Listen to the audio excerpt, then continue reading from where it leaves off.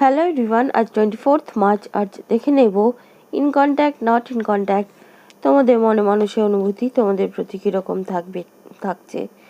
First card the tower. তাদের একটা sudden change, তাদের মধ্যে একটা চেঞ্জ, সে সবসময় খারাপের জন্য বলবো না, ভালোর জন্যও হতে পারে, আবার খারাপের জন্যও হতে পারে। তাদের একটা পরিবর্তন দেখা যাচ্ছে আগামী 24 ঘন্টায় হবে।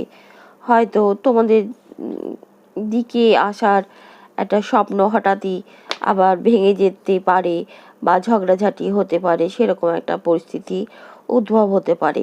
কারণ নেক্সট কার্ডই 8 অফ কাপস, তাদের একটু ইমোশনাল লেস এই সম্পর্কের প্রতি দেখা যাচ্ছে আগামী 24 ঘন্টায়।